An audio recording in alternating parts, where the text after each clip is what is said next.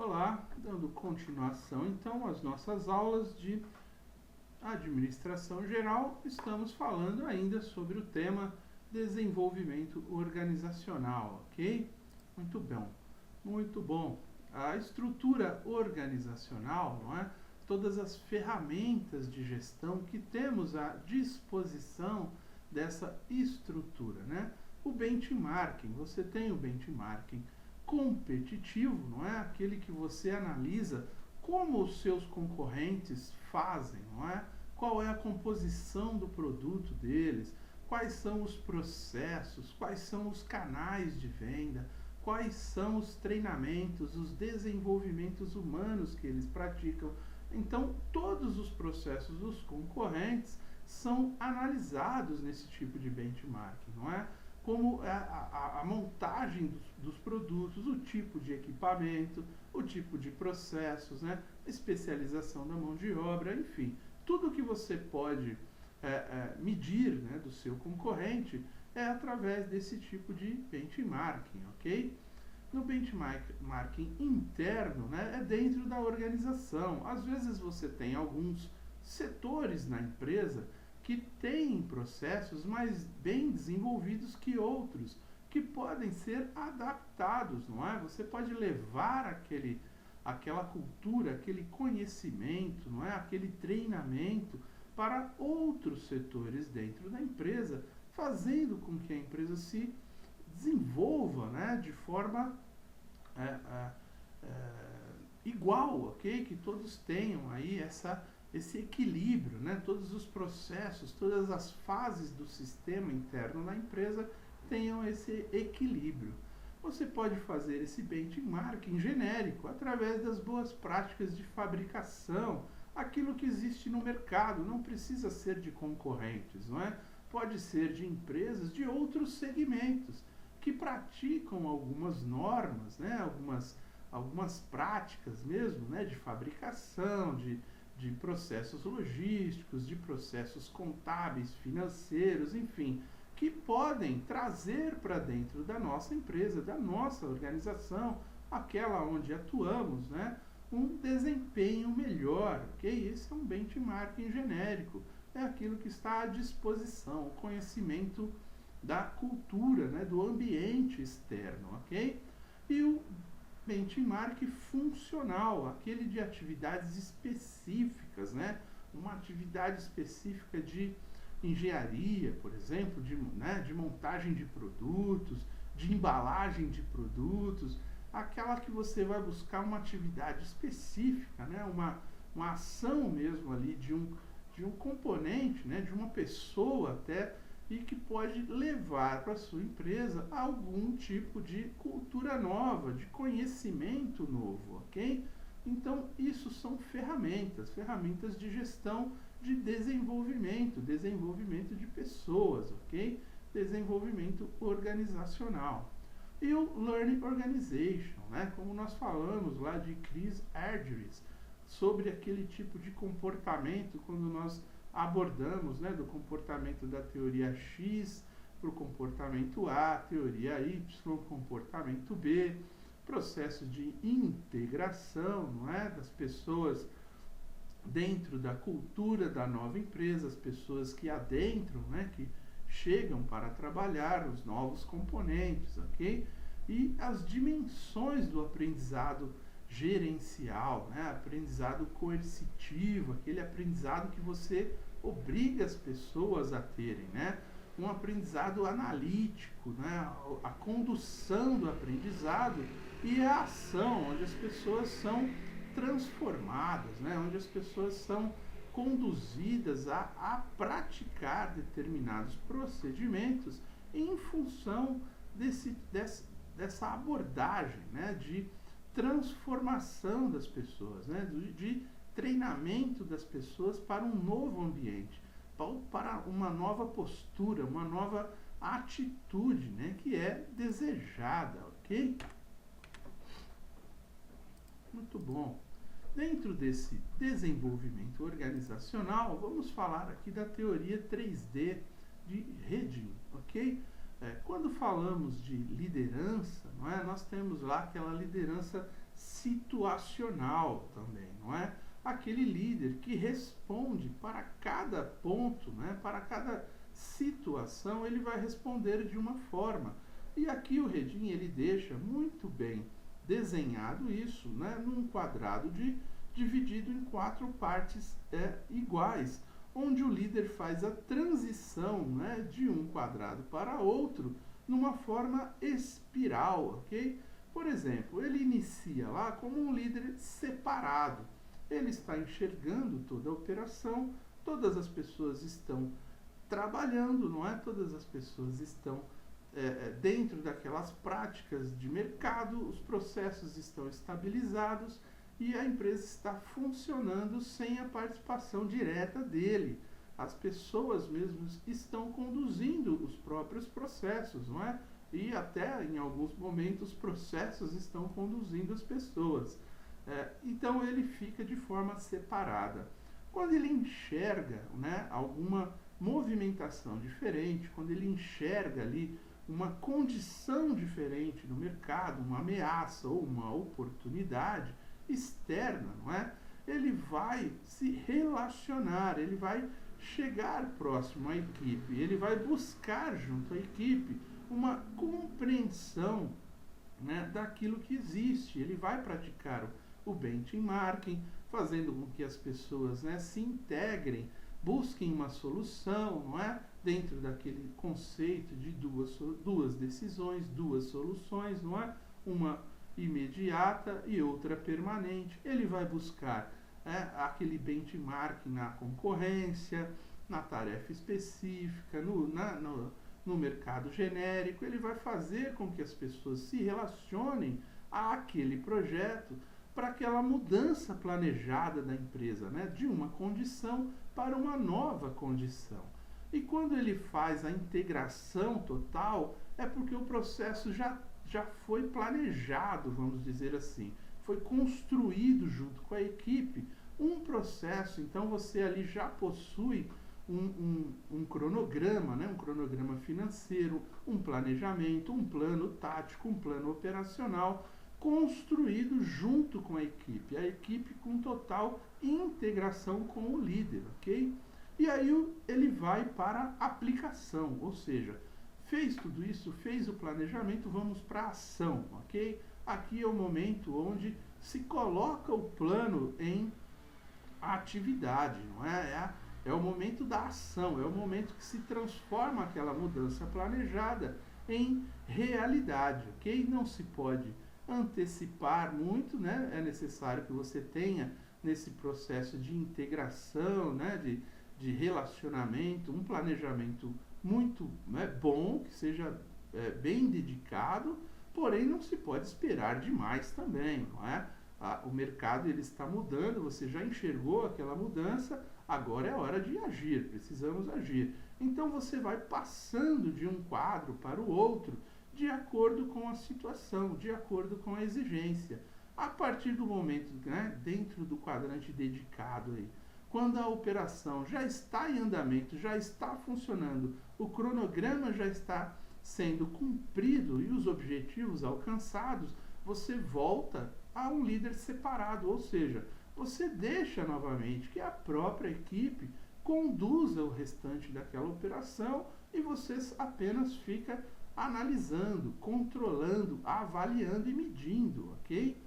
O líder, né, orientado por tarefas e o líder orientado por relações. Então, normalmente você diz que um líder ele é orientado por tarefas quando ele é voltado para a teoria X, vamos dizer assim, lá de McGregor, né, aquele comportamento X, né, ou XA, como diz aí Chris Argyris.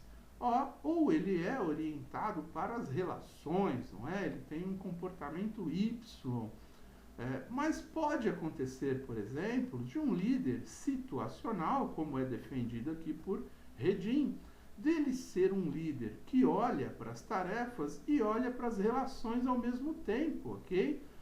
Ou em situações diferentes ali, ele tenha esses dois tipos de comportamento. Por quê? Porque em determinado momento ele precisa, por exemplo, determinar algumas tarefas que sejam cumpridas em função desses cronogramas, né, que são desenhados no planejamento estratégico. Em outros momentos, ele vai fazer o relacionamento com as pessoas. Então, ele vai ser um líder muito mais Y. Ele vai fazer com que as pessoas pensem, né, de forma mais integrada, mais participantes, até para que ele próprio possa participar do grupo. Então, assim, o líder orientado para tarefa ou relações, ele vai, dentro desses quadrantes, utilizando cada momento, cada situação, ok? Ele pode navegar diante dessas possibilidades, sempre de uma forma bastante flexível, ok? Quando falamos de reengenharia, nós falamos também de downsizing, de Kaizen, de mudança planejada. Tudo isso que discutimos até aqui, nós vimos lá que a reengenharia é aquele processo onde você fará uma mudança radical, não é? Rápida, uma mudança de um momento para o outro, né? Alterando toda a estrutura da organização. Isso pode se fazer, né, também com downsizing, onde você passa o poder para os níveis de baixo, ou seja, você elimina alguns pontos dentro da hierarquia, você reduz aquela hierarquia, faz com que a empresa ela tenha um processo de decisão muito mais direto, né, sem depender muito de uma hierarquia que existia anteriormente. Ou seja, quando você elimina alguns cargos da hierarquia, você está praticando o downsizing, ou empoderamento. Você está empoderando as pessoas abaixo na estrutura, ok? Para tornar a empresa mais ágil, mais flexível. O Kaizen, ele também vai fazer esse empoderamento, essa mudança de cultura, só que ele será lento, gradual e contínuo, ok? É um procedimento normal, onde você tem processos e padrões e você acompanha os lançamentos de mercado, você faz os seus lançamentos olhando o comportamento das pessoas, as necessidades de mercado, enfim, tudo aquilo que é necessário.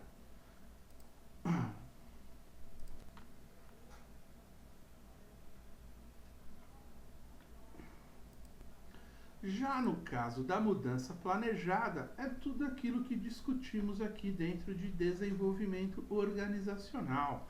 Você vai conhecer a cultura, vai alterar a cultura, você vai procurar a mudança do mercado, vai planejar aquela mudança para novos lançamentos, para acompanhamento dos concorrentes, não é isso? Então você vai planejar a mudança, você não fará de súbito, como é nos processos de reengenharia, e você não fará também de forma lenta e gradual. Você vai acelerar algumas fases, mas planejando essa mudança, não é? Fazendo com que as ações elas tenham um relacionamento entre si. O planejamento estratégico funcione com planos de ação, né? Tudo muito bem planejado, tudo muito bem desenhado, ok? Tudo isso são ferramentas dentro de desenvolvimento organizacional. Vamos falar então agora um pouco sobre estruturas e organizações eficazes, ok? Segundo Mintzberg, a coordenação dos 5 mecanismos, né, de coordenação de organização, de processos, não é? Dentro disso, você tem aí o conceito do ajuste mútuo, através daquela comunicação informal, onde o grupo social ali, ele trata de fazer o ajuste dentro da organização para constatar, não é? Para manter o equilíbrio do sistema, o equilíbrio do processo, o equilíbrio da estrutura da empresa, ok? Você tem a supervisão direta, não é? Através da responsabilização, quem é responsável por o quê, quem responde pelo quê dentro da empresa. Um outro mecanismo é a padronização dos processos de trabalho. Nesse mecanismo, você vai padronizar como as pessoas devem realizar os trabalhos, Então, seja quem for a pessoa, ela terá que realizar o trabalho exatamente igual àquele procedimento. Todos farão exatamente da mesma maneira. Ou a padronização dos resultados do trabalho. Você não verificará a maneira, o passo a passo, né? Como falamos lá no processo. Nós vamos olhar aqui resultados. Olha, o produto tem que sair dessa forma. Como você vai fazer para que o resultado seja esse, né? O produto, o serviço, a tarefa, não importa o que, o resultado tem que ser esse. Agora, como você vai fazer, isso é uma decisão sua, uma decisão individual. Cada um pode fazer à sua maneira, desde que o resultado seja exatamente igual. E a padronização das habilidades dos trabalhadores, não é? Aqui você vai treinar todos os trabalhadores com o mesmo conhecimento, com a mesma habilidade, não é? Para que o trabalho também tenha, de uma certa forma, o mesmo resultado, ok? Então isso é feito através desses mecanismos de coordenação. Como que é a organização desses mecanismos, não é? A organização, dentro dessa visão, ela é dividida em 5 partes. Você tem o núcleo operacional, que é a base, né, de todo sistema industrial ou de toda empresa, de toda organização, é onde tem a maior concentração de pessoas, o maior número de pessoas atuando, né, trabalhando. A cúpula estratégica, né, que é a alta administração, né, que é o administrador contratado, ou os sócios, né, ou o conselho, né, administrativo, fiscal, enfim. Você tem a linha intermediária, que são aí os supervisores, coordenadores, os líderes, não é? Aqueles que exercem a liderança oficial, vamos dizer assim, aquela a liderança direta, né? A liderança que é concedida o poder. Você tem a tecnoestrutura, que é o pessoal de engenharia, né? O pessoal técnico, o pessoal que de desenvolvimento de produto, de processos, não é? De construção de máquinas, moldes, enfim, são as pessoas que atuam na tecnoestrutura da empresa.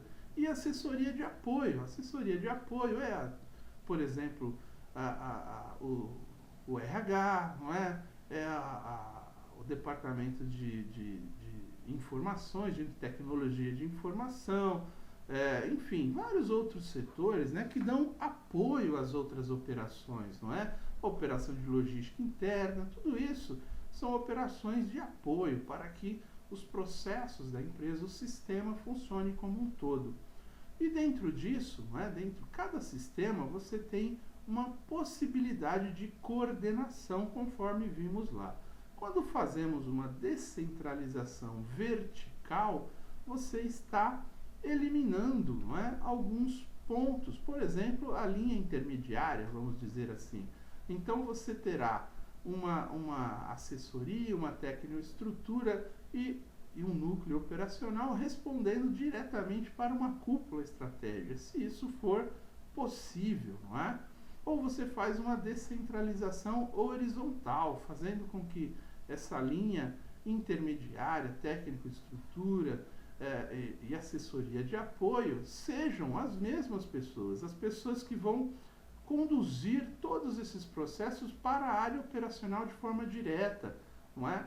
Nós temos aí então uma estrutura organizacional simples, que é aquela sem a linha intermediária, né? A simples, por quê? Porque é da área operacional diretamente para a cúpula estratégica da empresa, ok? Nós temos a mecanizada, né? Onde você tem uma linha intermediária muito maior, às vezes, que uma linha de operação, onde deveriam haver muitas pessoas. Porém, como é tudo mecanizado, e mecanizado aqui pode ser robotizado, pode ser, enfim, automatizado, ok? E onde você terá uma linha, né, com poucas pessoas, você terá uma baixa operação, ok?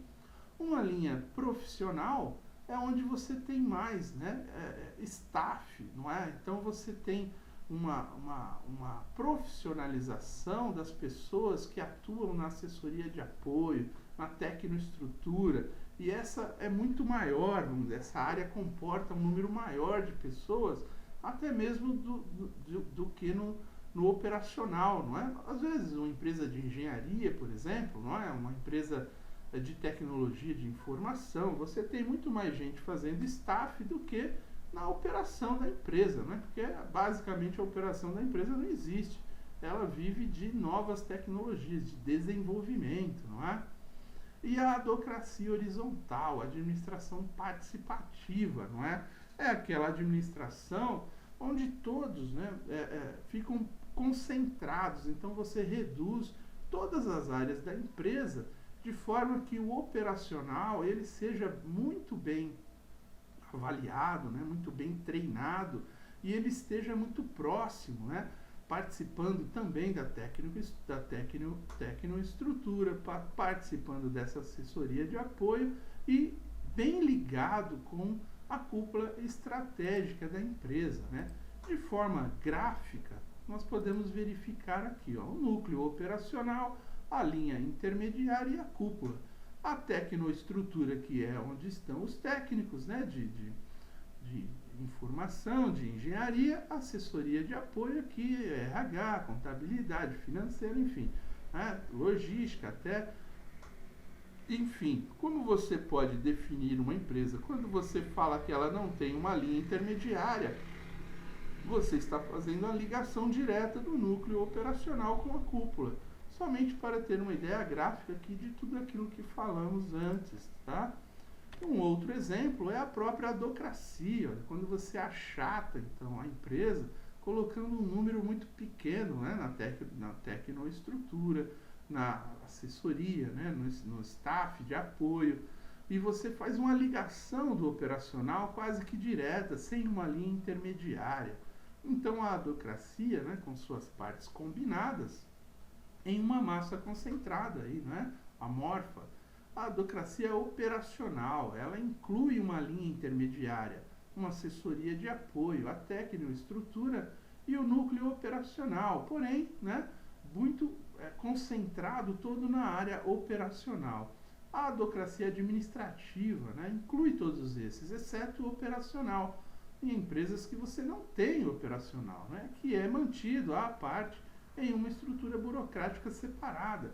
Quando você, por exemplo, terceiriza todos os seus processos de produção, não é? Quando você faz gestão de uma marca, como faz aí as grandes produtoras de material esportivo, por exemplo, não é? Eles não têm a área operacional, eles têm a tecnoestrutura, desenvolvimento de produto, têm o apoio, a área administrativa, a cúpula estratégica, mas eles não têm a linha operacional. Por quê? Porque ela é toda terceirizada, ok? De forma geral, esse é o ponto de mecanismos, não é? De separação das atividades, de coordenação da empresa, segundo Mitzenberg, ok? Muito bem, essa aula iremos somente até aqui e iniciaremos a próxima aula discutindo sobre qualidade, ok?